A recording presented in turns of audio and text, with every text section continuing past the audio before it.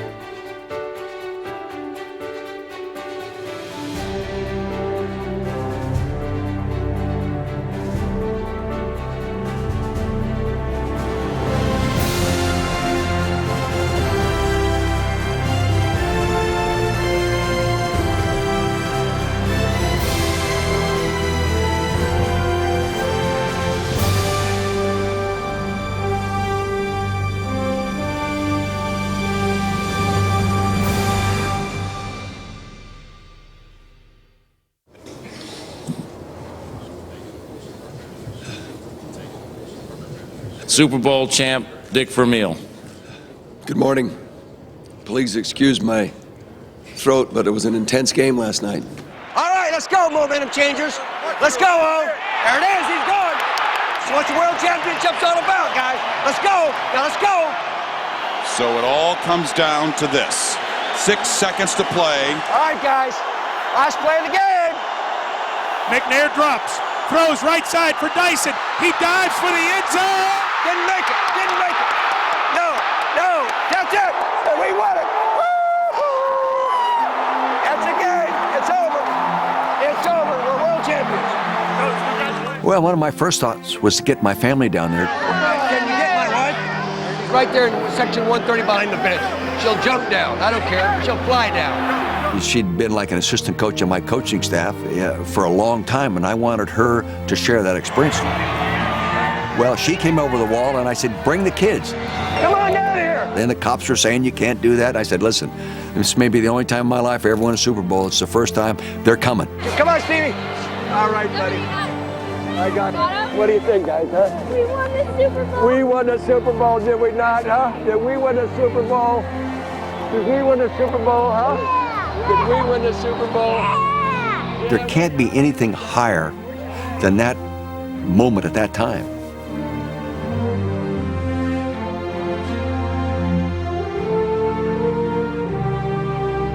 Dick, you've had such an emotional season. Did you cry at all after the game last night?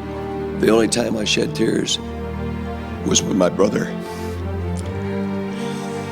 said that our mother, who, excuse me, said that she told you you would go back and coach a Super Bowl winning team before you quit. And God, was she right?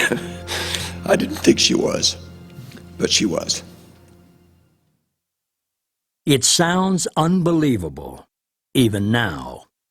A 63-year-old coach leads a team with a no-name quarterback to a championship. It all happened in 1999 to Dick Vermeil, a Racing for Good, the disappointment of his first appearance in pro football's biggest game 19 years earlier. In 1980, Vermeil was the head coach of the Philadelphia Eagles, and they lost Super Bowl 15 to the Oakland Raiders. Vermeil was criticized for overworking his players in preparation for the title game, a charge he would never live down. As soon as you lose, however you do it, for the rest of your life, those mechanics are going to be second-guessed. There are all kinds of situations through a long coaching career that you live with for a long time. And I think the pressure grows. When I was in Philadelphia, I was my own offensive coordinator. I coached my quarterbacks and ran all the quarterback meetings. I was involved in everything. Plus, I used to sleep in the office and maybe get 2, 3, 4 hours sleep, and I knew I couldn't do that. I am emotionally burnt out and therefore feel that I need a break. Vermeil left coaching, but remained close to football as a broadcaster. He and his wife built a cabin in rural Pennsylvania, where he often thought of returning to the sidelines. But not until 1997, when John Shaw asked him to help rebuild the Rams, did 60-year-old Dick Vermeil decide to come back to coaching. 14 years ago, I left coaching, okay? I left coaching because I had to, and I'm not embarrassed to say it.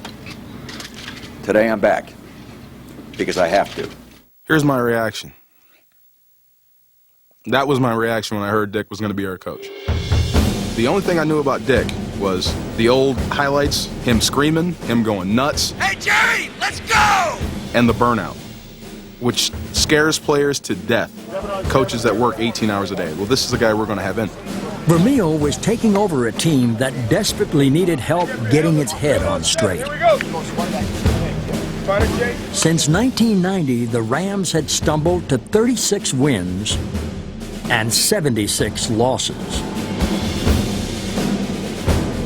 We had lost so much that we had accepted it, that we stopped working hard, that we stopped pushing ourselves to be the best. So when he came in, he told us that it was going to be tough. There was no way, no way I could have known what was going to happen at those practices.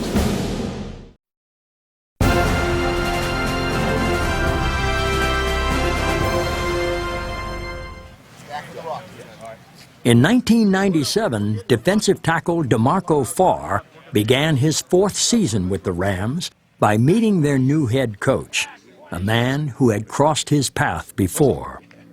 I had one of my best games in college against Ohio State. Guess who the announcer was? Dick Vermeil. I won player of the game that day, so did Big Daddy Dan Wilkinson. So Dick, at the end of the broadcast, says, Big Daddy Wilkinson will be a future pro. DeMarco Farr, on the other hand, he's a great college player, too small for the pros. Yeah, I think it was a fair, honest evaluation because, you know, he was short. Too small to be a defensive tackle in the National Football League.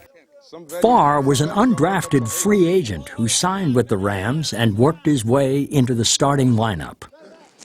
He had endured 3 losing seasons with the team, but when Dick Vermeil arrived, Farr and the Rams discovered what real endurance was all about. Hey, first day out, first new Ram practice. The only way you can get better is to work. He made his point. The first minute we're on the field, we're banging pads. The first day, in the heat. All right, that's it, Zach. All right, good job. My attitude was when we step on the field, we're getting prepared to fight. No easing into a street fight, guys. It's a frame of mind, a toughness frame of mind. And I really felt the organization needed to be toughened up. Come on, Ronnie, you're not even sweating. Did you work today? Huh? We worked them harder than normal. Pads every day, 3-hour practice in the morning, 3-hour practice in the afternoon. Obviously, it wore them out. There were times in the season we went into games a little bit tired, but I didn't think we were going to beat anybody real early in the campaign anyway, and the thing to do was to just keep working them. No easing into a street fight. Let's go. Just as Vermeil expected, the Rams struggled in his first year. So when his second season began, the long practices continued. But so did the losing. Here they come, final play of the game. Juggled by Banks, who wants to throw it, now will run it. He's in the open, they dive for him, and short of the goal line. The game is over. Devastating. I mean, where do you go from here, Ned? It took a toll on me emotionally. You know, I can't tell you how many windshields I cracked. My own windshields. You know, punching them after games. I hated losing so much. Eventually, we were trying everything in our power to get out of these practices. Against Chicago, the Saturday night before the game, we had a players-only meeting before the coach came in. And we thought about not playing the next day. Because here's our quarterback coming in, he has ice bags on. I got ice bags on my knees. Everybody's beat up from the practice we just had on Friday. And we got to play the Bears at their house the next day? They handed me a list of notes, all signed. Each guy wrote what bothered him. I can remember one is, I'm so tired, I can't be a good father. I can't even play with my kids. I'm exhausted. I mean, I mean, I can't go shopping with my wife at night because my legs are tired. Not every player at the meeting had a complaint. I remember sitting over in the corner thinking, man, I'm just happy to be here. I'm not going to complain about one thing. I don't care how hard we work. I'm just happy to be in the NFL. But just remembering how they were talking about we're going to walk out of practice, it was something that I never dreamed I would ever see at the NFL level. A bunch of prima donna players that worry about working too hard instead of just showing up and playing football. He said, look, we got a game tomorrow. We'll try to make adjustments Monday. But right now, we got to get ready for the Bears. So we come back to practice. We have another meeting with Coach Vermeil in it. Coach, look, if you cut down the practices, we can win. He goes, okay, we'll go from 3 hours to 2 hours. So we did everything we did in a 3-hour practice in 2 hours, which made it worse.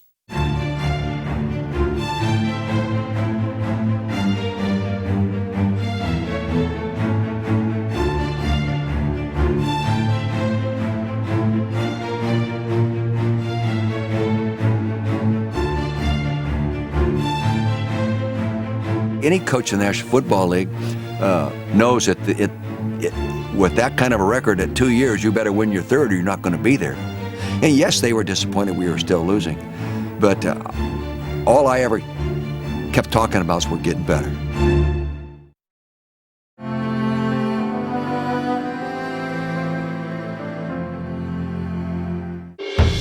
In January 1999, after 2 losing seasons, Dick Vermeil and the Rams front office met to discuss the team's off-season objectives.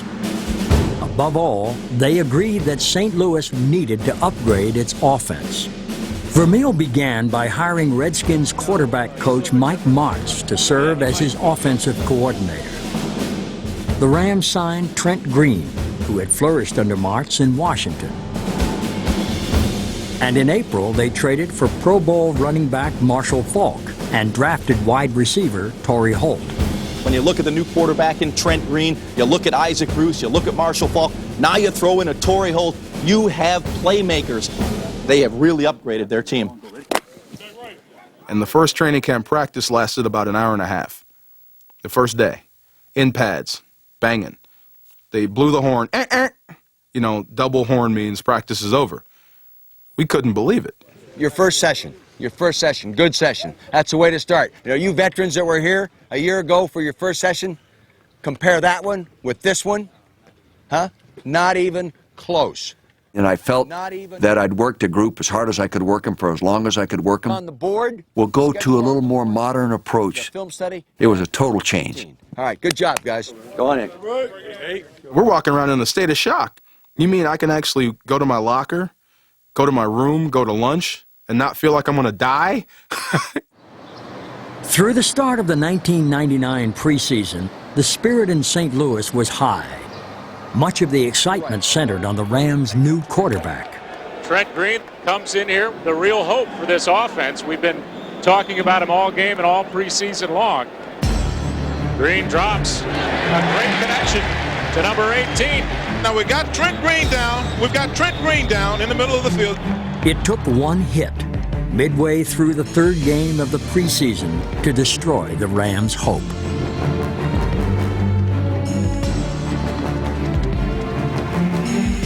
And you can just hear all the air come out of the place. Gut-wrenching, believe me. But I don't know how else to describe it. You know, your first thoughts are, oh my gosh, the season's over. We can't play without a quarterback. I remember Isaac Bruce taking off his helmet and slamming it on the ground. It's like, we're back to square one. Kurt Warner checks in. Certainly not where Trent Green is and the kind of experience that Green brought to this offense. Saw Trent at halftime, and he basically told me at that time, you know, I tore my ACL. I'm going to be out for the season. And I guess it was at that point where, you know, it kind of shocked me, like, maybe this is my opportunity. Maybe this is my chance to play. Kurt Warner was the new Will Fuhrer, who was the new Jamie Martin, who was the new TJ Rubler. You know, he was the third-string guy that was cool. He was our scout team quarterback, and he was our guy that never gets in. No one knew his story at all. There were many stops on Kurt Warner's journey to that moment in St. Louis. None farther from the NFL than the Hy-Vee grocery store in Cedar Falls, Iowa. That's where Warner was after his college football career ended in 1994, trying to keep his NFL dreams from dying as he stocked shelves on the graveyard shift. All the other people that were stocking at nights and were hoping to one day maybe become the night manager or become the manager of the grocery store, and this was their goal. And here I am saying, well, I'm just doing this for a few months until the NFL calls again. The NFL never contacted Warner at the Hy-Vee. The Arena League's Iowa Barnstormers did. Warner became the best quarterback in arena football. He grew content to spend the rest of his career as a star in Iowa, but was still willing to attend a tryout with the St. Louis Rams when they offered it in 1997. So I went into the tryout with St. Louis, had the worst tryout of my career. It was horrible. So I remember calling my wife as soon as I left the building. It's like, I think I just blew my last opportunity in the NFL. There were still some things impressive about him. Short, compact, the little bit of a low delivery, got rid of the ball easily. Plus, we didn't have anybody. You open the doors to more people when you're not a very good football team. The Rams signed Warner and sent him to play in NFL Europe. When he returned in the summer of 1998, Warner earned a spot on the St. Louis roster. A year later, he was the Rams' backup quarterback when his odyssey took its final turn towards the spotlight. Now we got Trent Green down. We've got Trent Green down in the middle of the field. I told the whole squad, we've got a guy in this room that nobody knows about that can do it. And we aren't going to go out and find some guy that's played 10 years and maybe even been to a Super Bowl or been in a championship game or maybe played in a Pro Bowl at one time or another. We're going with Kurt Warner, and I sincerely believe he can do it. We will rally around Kurt Warner, and we'll play good football. They portrayed a quiet confidence in what I could accomplish, although still to this day, I don't know exactly what they believed or actually how well they thought I could play. Have a good one. Just stay within yourself.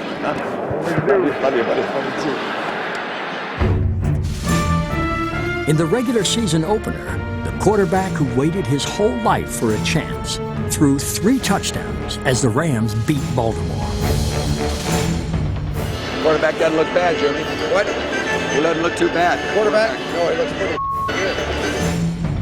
The Rams won their first 3 games, the first 3 starts of Kurt Warner's career. Play action, fake the end around. Warner throws down the middle. He's got a touchdown, St. Louis. What a pass by Kurt Warner, the first quarterback in NFL history with 3 touchdown passes in each of his first 3 starts. He seemed to come out of thin air, but when Kurt Warner finally arrived, he captured the spotlight before the world could ask where he'd come from. Warner was the solution for St. Louis at quarterback. The question of whether or not the Rams were a bona fide contender still needed to be answered.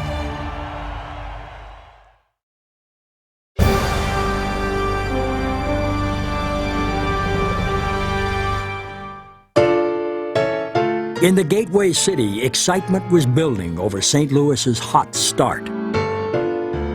But the Rams remained wary, realizing that their biggest hurdle was just ahead. The beginning of '99, we'd won 3 straight, but we still have to play the Niners. That was always in our head, always in our head. The Rams had lost 17 straight games to the 49ers. They were especially haunted by one defeat in 1995. The Rams had begun their first season in St. Louis with a 5-1 record, but a spirit-crushing loss to San Francisco sent them reeling out of playoff contention. Ken Norton scored, punched the goalpost, they scored again, punched the goalpost. That was always in our head, always in our head. I remember Dana Stubblefield, and he goes, different city, same team, same old Rams. Same old sorry-ass Rams. So long. It embarrassed the city, it embarrassed us. Go home. Go home. Y'all go home. So here it was, the 49ers coming into our place. Up to that point, we were having success. We felt good about where we were, but I don't know if we really believed how good we could be. This was going to be a telling game.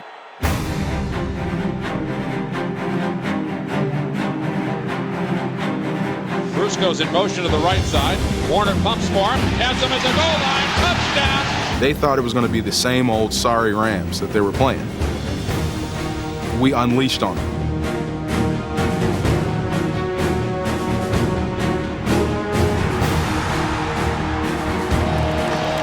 I'll never forget just the look that they had on offense. And I can remember Jerry Rice, the great player that he is, like, oh my God, I can't believe these guys are serious. Yeah, we are. I don't care who you are, Jerry. I don't care how great you are. I don't care about your Super Bowls or your rings. It's our time. The Rams ended the 17-game losing streak and finally embraced the notion that their hard work was paying off. I think everybody left the field that day saying, we could be something special.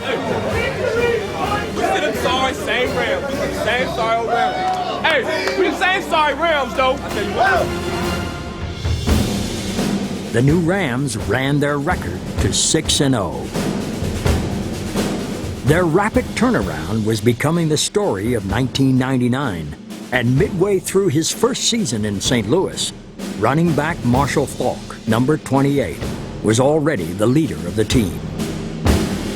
Marshall Faulk can make a play when not many little things were done well. I have seen him do it.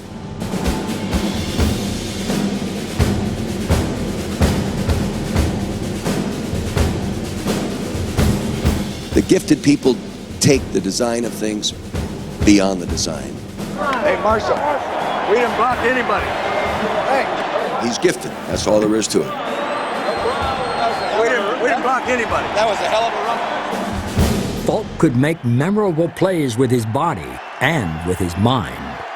The Rams learned this as they trailed late against Tennessee when Faulk gave a boost to number 81, Oz Hakim. Oz got drilled. He was laying on the ground, but we're in hurry-up. We didn't have any timeouts. What do we do? The only guy that knew what to do, Marshall. Marshall grabs Oz by the collar, picks him up, and holds him up so we can spike the football. Just save that opportunity to win the football game. We thought it was just going to be a lost down. Picks the guy up and holds him up. Never seen anything like that before in my life. Greatest play I've ever seen. Faulk's pick-me-up was wasted when the Rams missed the game-tying field goal. But the following week in Detroit, he would provide another lift, this time to Kurt Warner. With just a few minutes left, I was able to lead the team down, and we put the ball in the end zone to go ahead. Touchdown, Rams! Excellent throw by the quarterback, Kurt Warner. Marshall Faulk came over to me, and he kind of just looked at me, and he kind of just pointed at his heart. That was really, for me, a turning point in that season, and something that I'll never forget, and something that meant the world to me, that he was kind of the leader on the team, and now he was kind of handing the reins over to me, saying, you're our guy. We going to the show! We going to the show! We won it! But the Rams' excitement was short-lived. With 28 seconds to play, the Lions scored to send St. Louis to its second consecutive loss. 2 losses now. People are starting to call us flukes and jokes and this and that. And all it did was make us even more hungry, make us even madder. We didn't want to go back to that old stuff. We wanted to stay right where we were.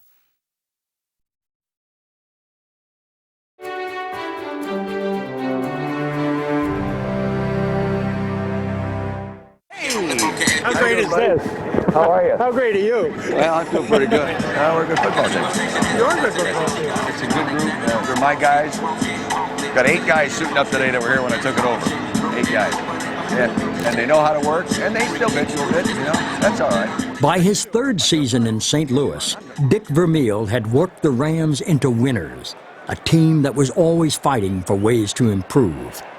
I was having problems getting off these big guys, 320-pound guys. Guys I just could not beat with speed. So I needed to have something that would give me the edge, and it would have to be with these. and I had no idea how to use them until I met a guy named Ernest Hart. He said, if you want to go to the next level, give me a call. He gave me his card in like 1997. I didn't call him until 99. And I started working with the guy, and it just became like a martial art inside of football. I couldn't really punch and strike, but I could, use my hands to get you in positions to where you couldn't stop me. I see the influence on you. Definitely. I'll tell you what, being able to kick a guy in the mouth definitely does something for your confidence. Defense helped restore St. Louis's confidence midway through the 1999 season. A week after the team fell to 6-2, the Ram defense scored 2 touchdowns in a win over Carolina. In Week 11, another defensive touchdown helped to secure the Rams' first season sweep of San Francisco in 19 years. It was part of that karate work. If something goes up, my hand goes up with it. My hand just went up and tipped it, and Mike caught it. And there he goes, trucking to the end zone. Let's make another play. Let's go. Let's make another one. At Carolina in Week 13, Dre Bly's 53-yard interception return clinched the Rams' 10th win and the division title, for a team that just a year earlier had been referred to as the worst of the decade. Champs, baby. NFC West. That's how it's done, baby. It's so sweet. Oh my God, we're champs. It's so sweet. We are no longer a losing football team. Been waiting a long time, baby. Woo! Congratulations, man. You too, man. Oh my God. We'd watch the Niners do it year after year. And finally, it's us. Here we are. Here's a hat. Hey, congratulations. And that's what Dick Vermeil brought to the football team. That feeling of being a winner. Well, I remember vividly walking off the field with Kevin Carter in one arm and DeMarco Farr in the other, because they'd been there the whole time. They'd been through every 3-hour double day.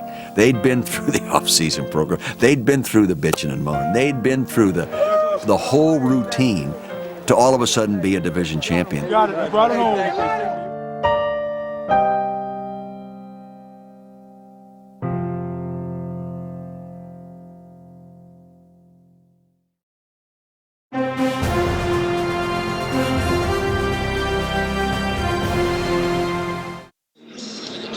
In St. Louis, 1999 had turned into a fairy tale, and for the Rams offense, a wizard named Mike Martz was writing the script. Mike Martz was very much responsible for our success, along with all the coaches. But as an offensive coordinator, you have more responsibility. I told Mike when he came there, I was going to turn it over to him. It's about time you got a chance. I appreciate to be that. what you have the ability to be. Just go ahead and do it. I appreciate it. I do. When Mike was calling plays, he used to startle me sometimes. He'd do things coming out of our own area in the field that I wouldn't have done. Oh, Michael, down here? Geez, good luck. I'd say, oh my God, Mike, what are you doing? Bang, and it would work. That's one of the reasons we became so explosive offensively, because we had no fear. Martz's offense would be called the greatest show on turf, a scoring spectacular that shone the spotlight on Kurt Warner. You like to think that somebody could have thrown you in any offense and you would have had just as much success, but the style of play, the timing that we had with our offense in St. Louis,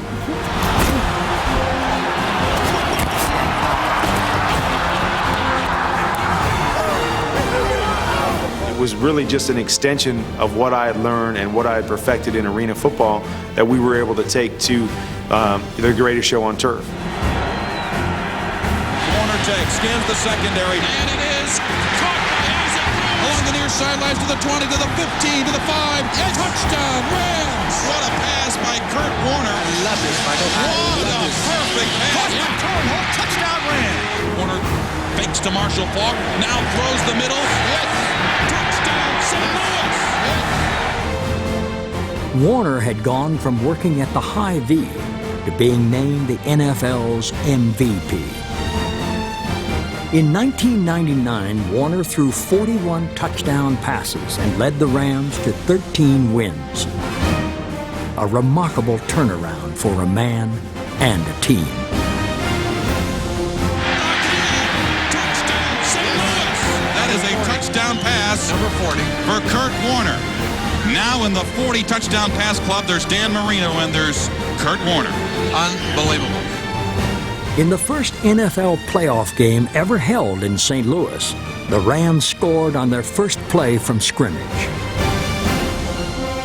The 77-yard score by Isaac Bruce was the first of 5 touchdown passes by Kurt Warner.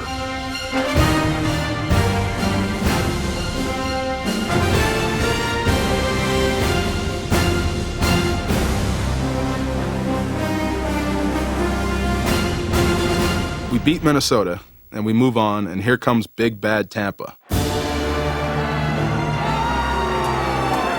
A tough-as-nails football team, not much deception in what they're doing. They're coming to knock you off your spot. King of the Mountain time.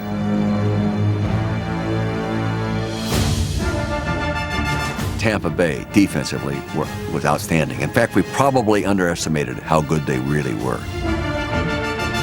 Tampa Bay stole the ball on the Rams' first possession. The Bucs were intimidating St. Louis.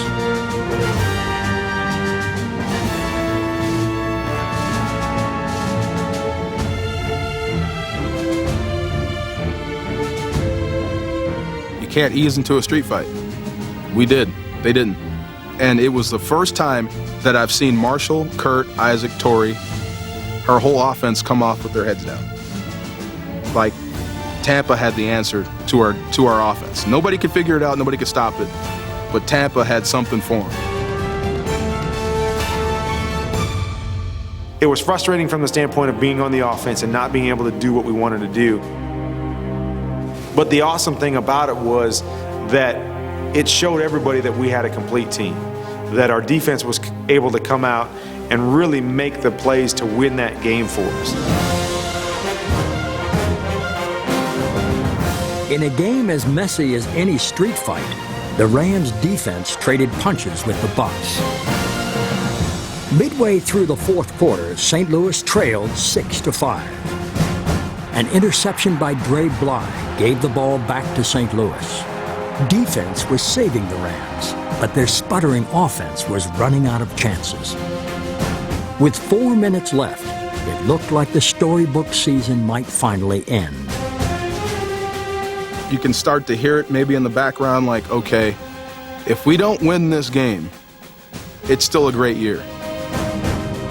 Just as that thought came into my head, I see Kurt loft one over to the corner.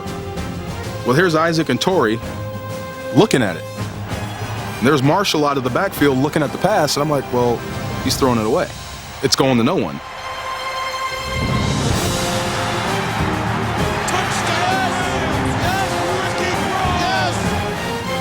Prohl? What a time to do it. Ricky Prohl, no touchdown catches all year.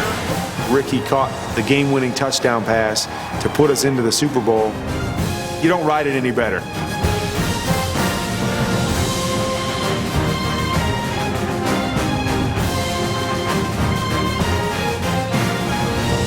The St. Louis Rams are Super Bowl bound. You gotta love it. The Rams had taken a long road to a Super Bowl berth, but they knew their journey was not yet complete. Gotta go to work. Gotta go to work. Everybody. Gotta go to work. Everybody. Gotta go to work. Work time.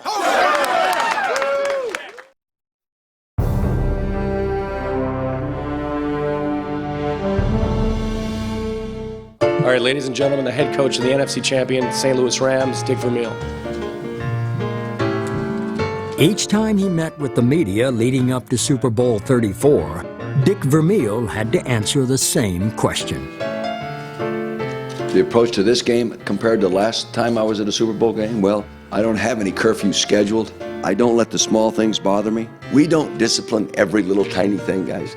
We discipline what we think makes a difference in winning and losing. I can remember being wound up in a lot of knots when we landed to go to New Orleans to play. But at 63, I had better control of it than the last time I went to the Super Bowl. So I was going to be a better delegator, and I hope better define what it was going to take for us all to win, put the plan together, and go from there. Thank you. I had never done it that way before. Good job. No regrets. Thank you, buddy. I wanted them to go have fun and play like they were capable of playing. And you couldn't do that if you were afraid of losing. See these right there? These are brass balls, man. What we got to have today. As the Rams got revved up, a calm descended on Dick Vermeil, and confidence came in the form of a song.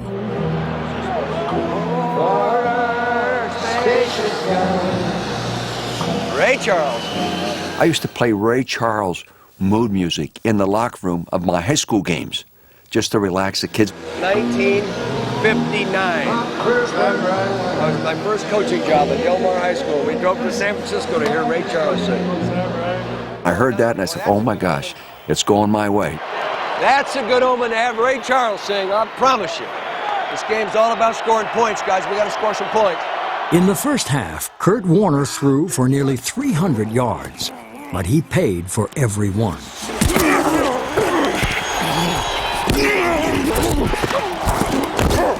And the Rams scored only 9 points.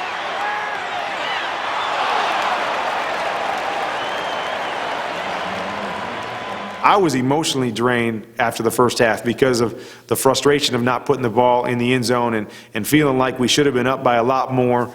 I was physically drained because of the pounding that I was taking. So I remember going in at halftime, laying out on a table, saying, come tell me what I need to know. I'm not going to get up. I'm just going to wait it out right here. I was just exhausted.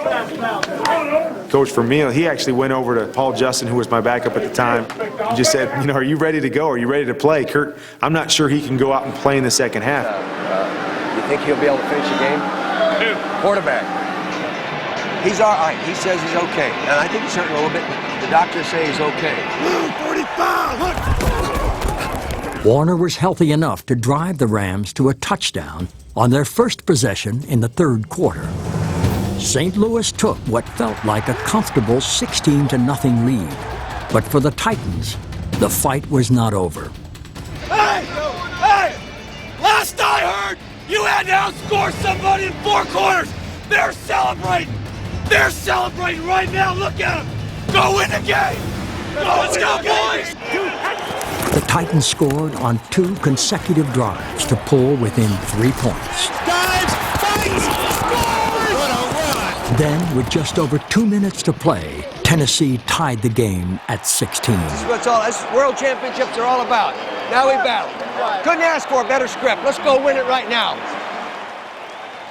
You know, we called the play. The play was 9.99, which was basically all goes. You know, all 4 of our receivers were going to just run straight down the field.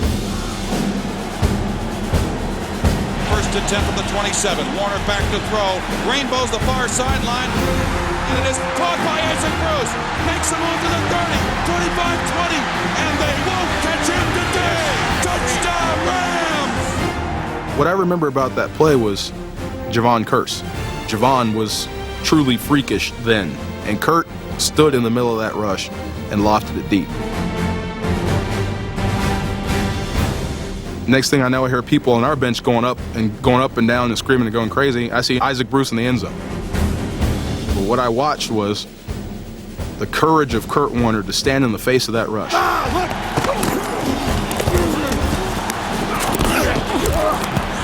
And we all saw it as a defense. This is what he's doing for us. You see what that guy's doing for us? He's getting killed for us so we can win, to put us in a better position to win. A minute and 54 seconds away. A minute. The only way they can beat us is throw it and his ass scrambling. The Rams needed to stop Titans quarterback Steve McNair. On 3rd and 5 with 22 seconds to play, they could not. Now steps back, rolls left, rolls right, in bad trouble back at the 40. He gets away somehow, fires downfield, there's Dyson. Dyson at the timeout. Ball timeout. Kevin Carter! We had just played 8 snaps of gung-ho, balls-out football. And that was all we had. Everybody was out of gas. Hey, you went out of the game with 26 seconds to go? You went out of the game with 26 seconds to go? Jay! Come on, back up. Woo! Back up. And he looked at me right after he said that, and I about threw up on him. Really, I couldn't walk. After the Titans' final timeout, Kevin Carter, DeMarco Farr, and the defense returned to the field.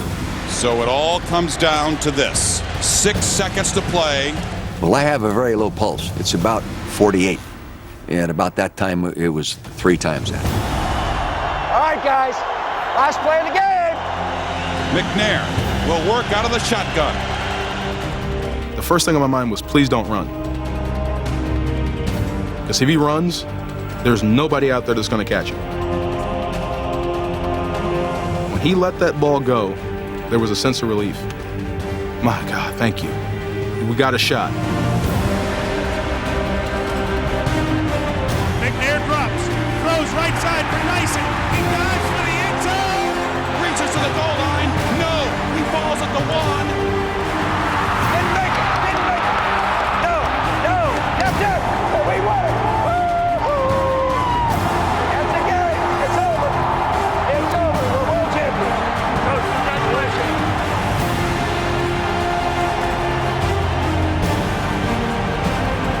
That's it. St. Louis, the gateway to the West, is now the gateway to the best football team in the world.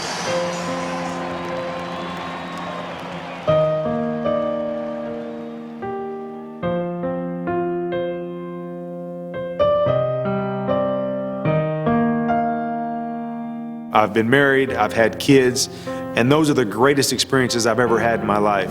And that's what winning the Super Bowl is like from a football standpoint.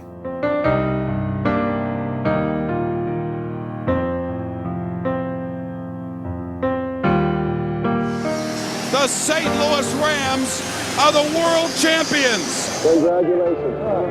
Man, what a year.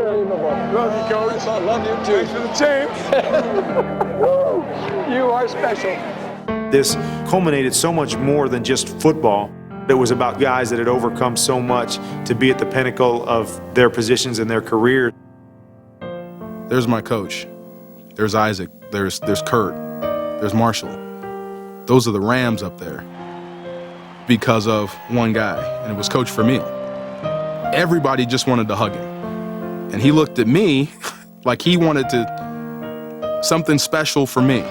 DeMarco! Hey, buddy. Love you. We did it. He wanted to be the first to tell me. That's what it seemed like. You're a world champion, buddy. You're a world champion.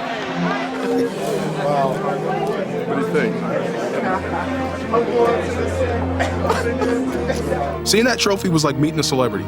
You know, you see him on TV, but here it is right here, and you get to touch it and hold it, and it's yours. You have caused me some stress. We got the trophy. You have caused me some stress in my life. Now you're here. I think there's a lot we all learn. Start with the old coach. We all learn, but the basic principles that it takes to win will never change. If it's 1980, 1990, year 2000, 2010, when you're raising your own kids. You surround yourself with good people and work hard and be unselfish and care and don't be embarrassed to say I love you and I appreciate it. And because, guys, if you say it, someone else will say it back to you. And guys, I love you. And you know that. I did want them to appreciate everything they went through to end up being a world champion. Once you've accomplished the opportunity to put that trophy up high, that will be with you regardless of what you do the rest of your life.